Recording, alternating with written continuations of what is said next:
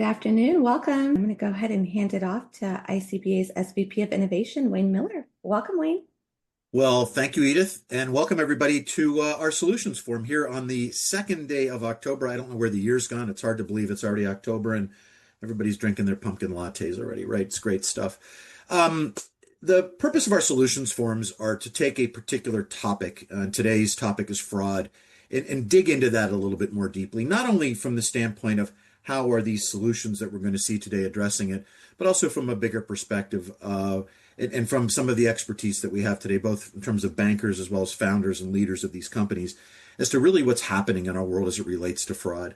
You know, there are so many topics that continue to rise to the top as we look at the changing environment.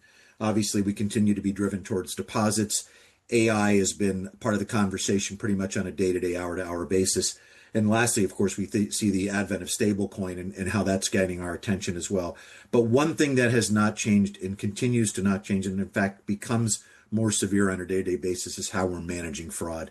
And I know in the bankers that I speak with, through both our members and those that we have an opportunity to work with in selection, et cetera, as well as the bankers that are with us today, that this is one thing that sits at the top of the pile constantly, is how do we continue to protect our banks, our customers, our data, particularly in an environment where we now have to think about things like KYA, which is not just know our customers, but also know our agents, as we look at an agentive world that's changing, and how these fraudulent actors who want to rob banks and take our money and our data continue to evolve, and how do we shift for that on a day-to-day basis.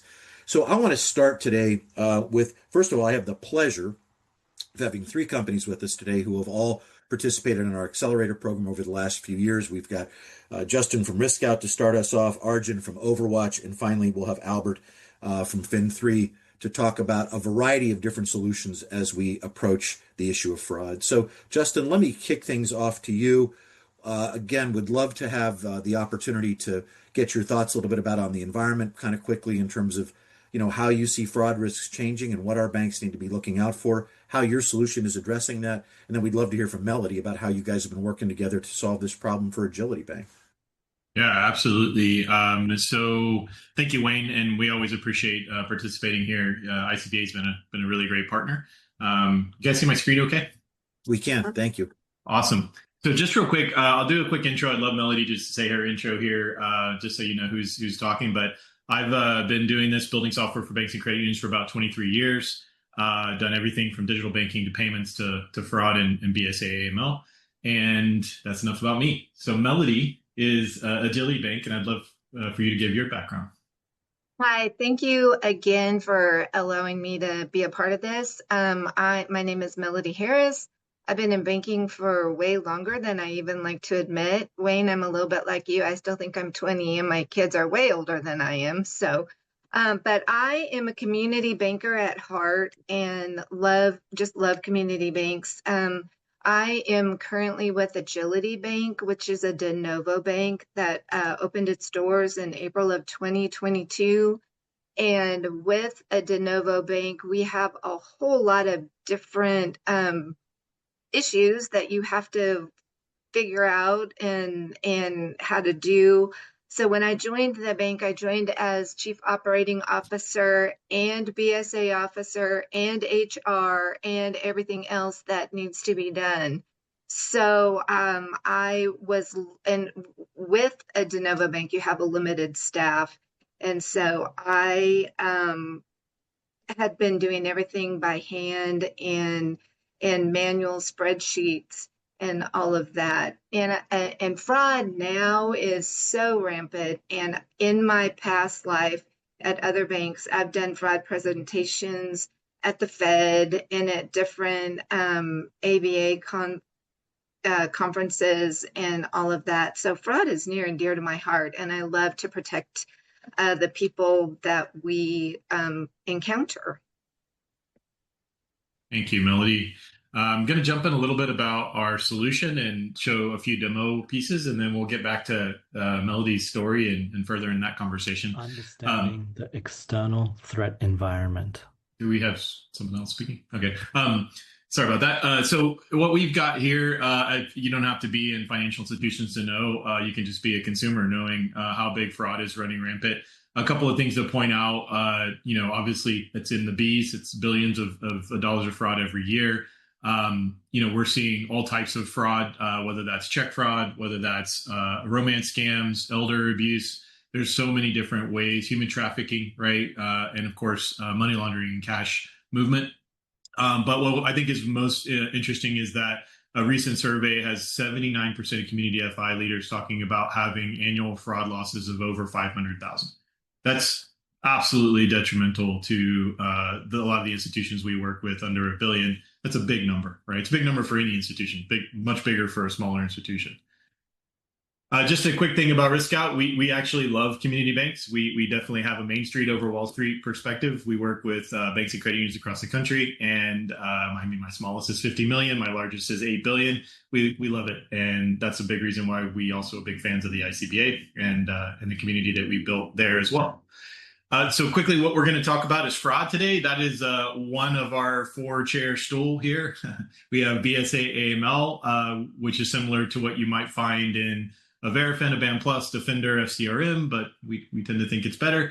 We have fraud, which is going to be a bunch of different fraud types. We're going from everything from check fraud to ACH and wire, P2P, all those sort of things, to account takeover. And then we actually came from a perspective of new market expansion. So that's another way to say we help some of the largest cannabis, banking as a service, MSB programs in the country, banks and credit unions there. And then finally, if you use a LexisNexis, Middesk, that sort of thing, we have a third-party monitoring built in. You do not have to go pay them a separate fee. We have the largest data sources in the world that allow you to run what you want to run when you want to run it. And so you're not paying for more than you need.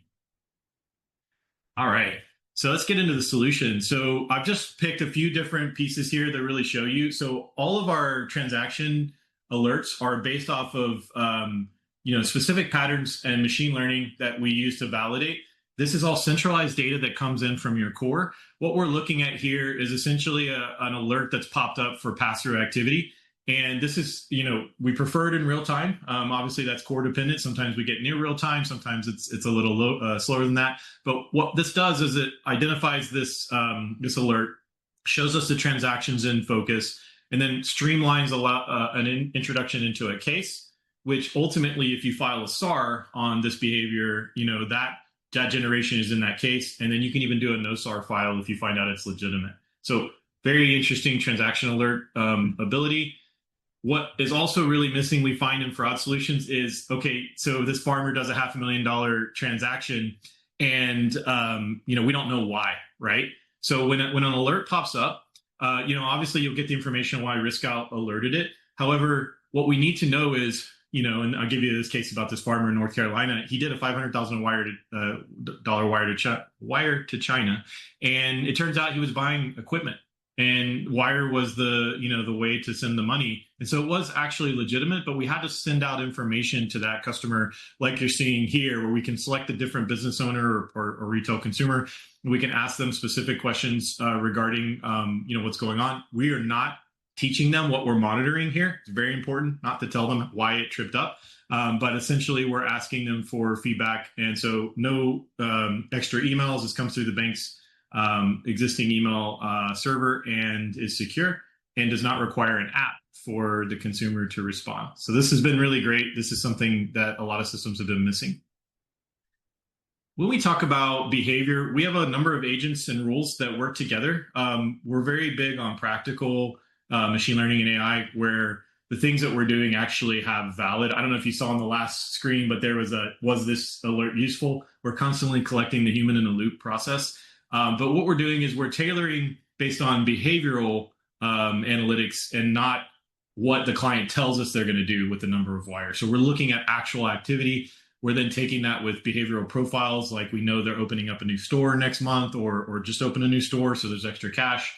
And then we're tailoring that to the risk profile. We have over 80 different types of business profiles. I think there's almost a dozen retail. So we're talking PEPs, NRAs, regular consumers, high value, high net consumers, and that type of thing. So what you're seeing here is the ability to dial in. We're looking specifically at CTR exempt customers in this agent. And what we're doing is we're defining what sort of fraud patterns we're looking for, like in elder abuse. Very common for elder abuse to be caught at the teller window. it is a pattern where grandma doesn't normally give, nephew or grandson 500 or $5,000, but we're seeing that happen. And so what happens is the alerts on that pattern, but also the teller can fill out, the direct RiskScout form to report that. That's the biggest important thing you can find in the process here. Oh, looks like I got sorry, give me 1 second. I have to pull an audible. Looks like, there we go. Sorry about that. Okay. So with check fraud integration, I'm sure everyone's familiar, checks are being washed, checks are having lots of attributes.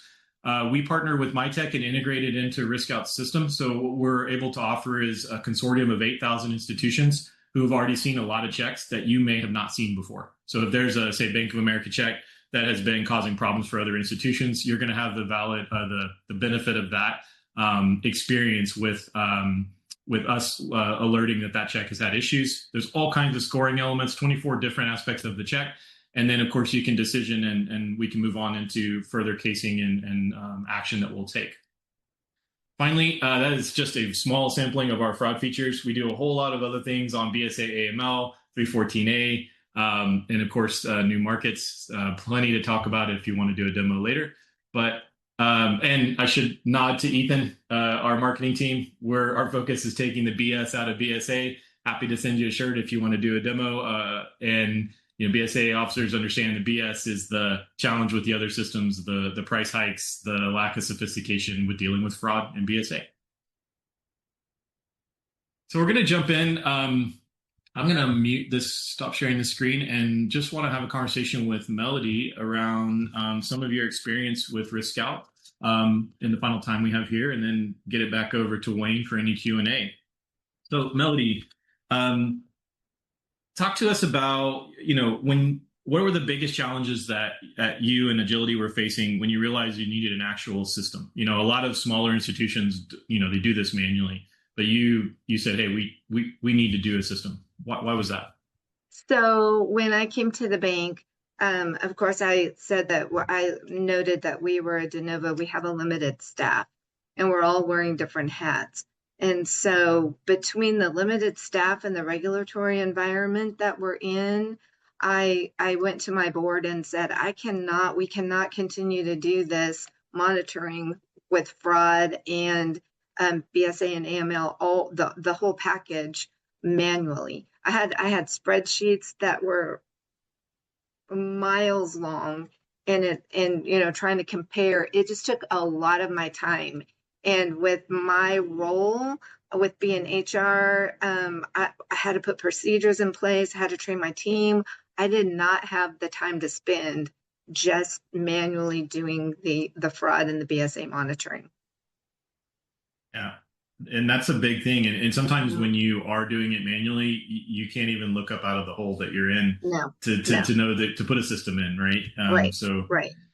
What was your implementation experience like? Because I know there's a question actually came up on cores, and I'll just quickly say we support all major cores. We support cores through the standard integration process, and that was a question that just popped up there. Happy to talk through Jack Henry, Fischer, FIS if you want to more specifically, but you're on DCI, right? And RiskScout had an implementation process, and generally with BSA/AML, it's not easy. What was it like for you? So I was nervous about that because of my lack of experience. I mean, I've been in banking for a long time. I've worked with BSA, but to be the BSA officer, that was very intimidating to me. And so when I talked to you and your team, I told them, I was 100% honest with them. And they put my fears at ease. And honestly, the implementation was not a big deal. It was me, my IT person, and then a team at DCI, and then your team. And really, my IT people worked with your people and got the website set up and all of that. I had to fill out, the mapping questions, but they walked me through every single thing. And matter of fact, I think in the mapping, let me go back to the mapping for anybody who's not familiar with it. It can sound overwhelming. It can be overwhelming, but I feel like your team, Justin, laid it out so well. It was so easy to complete that when I turned it back in, they only had one question. And it wasn't because I was so great. It was because that they had it laid out so easy and were walking me through every step. So the implementation piece was not hard. Once we got it implemented, the team was really great on just opening up one piece of the puzzle at a time so I could get familiar with it. And then we'd open up another piece until the whole thing was open up. And your team walked me through everything. I think I have different phone numbers in my phone just to be able to text or call them. They're uber available. Thank you. Thank you. I didn't mention earlier, I took the team slide out, and it's usually my favorite slide to lead with, as Wayne will probably tell you, but because it's about a team, a village, right? And our head of product is an ex-OCC examiner. Most of the people that you deal with, Melodie, are BSA officers and really care about making this better. So I think that's it's an overlooked quality sometimes with some of these larger companies that don't have the same, right? They may not even answer a BSA question that's unrelated to the software, right? We're very happy to help. Well, and that's what I love. So I feel like, because the BSA team is right here, except for my deposit operations team, but I look at my BSA team as bigger because I count on your team to be they'll answer a question, even if it's a random question, not about the software or whatever. They'll help walk me through it. It's been amazing. Well, thank you. And you just had a recent OCC exam. Do you want to speak to kind of how that went with RiskScout? Yeah, we did. So being a de novo bank, I don't know if you're familiar, but we're very good friends with the OCC. They're in here every 6 months. And so the first year I was here, they'd be like, okay, let's go through BSA. And I'd have all my spreadsheets, and, they'd always have a suggestion or a question. And so when I had decided on RiskScout, I sent an email to my ESC and said, hey, what are your thoughts on RiskScout? She goes, I don't know it. I don't know any bank that has it. And so when they came in, they were all over it, all over RiskScout. So they gave me this questionnaire to fill out and, asked me all these questions. And so I called Ryan, I need your help. And so Ryan spent an hour and a half with me going through the questionnaire that they had and just answering any questions so I would understand it. Gave it to the OCC. They did not have one question, not one question. And being a small bank, being a new bank, being with me coming in, they were all over BSA. And that last exam, they did not have one thing to say about it. And so to me, that's a winner chicken dinner right there. Yeah, you hit on one of the harder things of being a new vendor in the space. We're not new to the experience, but new to the OCC in some cases. And a lot of times we train the NCUA and the OCC and the Fed on cannabis. So sometimes they only know us about that. But it's a very good point, is it takes a bit of time for them to go, okay, now I understand. And so we're always there to help with that. Let me ask you, you did spend a lot of your time in different institutional roles where you had to use a lot of spreadsheets and manual reviews and emails to try to handle fraud. How has it been different with RiskScout in terms of a day-to-day, being able to automate these things and, not do that stack of papers just for fraud and BSA work? Yeah, that's a great question, Justin. Before, I was looking for fraud. I was going through the reports. I was going through the NSFs. And now it brings it to me. And even if things aren't fraud, it gives me a really good overview of our customers' habits and their patterns, and it brings something to light that if something is out of pattern. I have a funny story on the elder abuse piece. My husband and I recently bought a house, and so I had a large wire go out of my account, and I popped up on the fraud for, hey, elder abuse on this lady. They don't ever have a large wire, but it just made me smile that, that it works and it brings it to your attention. So, what I really love is it figures out the patterns of your people. And after it's been running for a certain time, you don't have all the alerts because it really is looking at the patterns, and it really just brings up the people that you really need to look at. And that's made a whole big difference to my day. That's a really important thing too, and I'll add this for Wayne's point is like it's either fraud or friction. You pick your poison, Mm-hmm. right? Do you want to stop Mm-hmm. everybody and be a Mm-hmm. Gestapo bouncer at the door, or do you Mm-hmm. want to allow things? And I know some of the most sophisticated systems that cost mid six figures, they can actually stop, an existing account that's doing a $10 transfer just because it looks like it is in a different state. That's not better, right? So part of the challenge here is we don't necessarily want a black box that's giving you 1,000 alerts and now you got to go through all this noise. We don't want to create so much friction. So I will take this to my grave on the fact that and carry the flag that you have to continually do human in the loop, and we have to get Melodie saying that was good, that wasn't. Here's why, Yeah. because Yeah. otherwise the patterns they're changing, and you can't rely on just otherwise it's a big bunch of false positives, basically. Well, and I think the regulators have you scared into thinking that your customers can't do anything, they can't bring you cash. It just has to make sense, and it has to be in the pattern. And we have to make that decision. And that's what I love about RiskScout. We're allowed to go in and make that decision, and it doesn't just stop everybody. Well, I've got one last question for you, Melanie. I really appreciate it. You were evaluating different solutions and other vendors. How would you assess? How did you assess RiskScout, and why did you ultimately select us? So we looked at all the big vendors that that everybody knows, that everybody is in the market, and what for us in our unique situation, I felt like RiskScout was available to us and could conform to what we need rather than us having to fit into a big box, which was the pricing.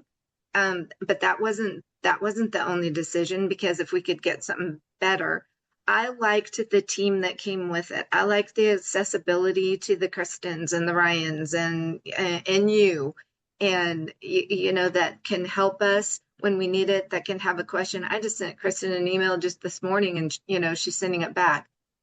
We also had another idea of how we could use RiskScout. So we've been working with some people on, just say, hey, can we do this? And pull information from the core and kind of do something else. So it's super configurable to what we need. And I feel like you're growing, we're growing, we can grow together. And it's just been really good. Well said, Melodie, and perfect timing. I'm going to hand it back over to Wayne for Q&A and go from there. Thank you so much. Good deal. Melanie, Justin, thank you. I think a couple of important takeaways. You really see RiskScout as kind of an extension of your BSA capacities. I mean, you see them as a true partner in this process. And I think particularly as a small bank that tends to be perhaps a little bit less resourced, right? For sure. These are important things. Great questions, Justin. And Melanie, thank you. You should probably get some sort of salary from the organization now. Absolutely. Do that on your behalf. But that's good. I mean, but that's the point here is what we're trying to do is express to our other members who are on the line with us here today the success that you've had and why it's been meaningful. The other big point, I think, Justin, that you made quite well here is this is an augmentation. This isn't intended to make this, this isn't the Chat GPT for BSA and AML here, right? This is the capacity for it to learn, the capacity for you to be able to adopt this to your specific needs, and to be the traffic cop to decide which way it goes, but not necessarily continuing to set the law for each event. So I think that's great.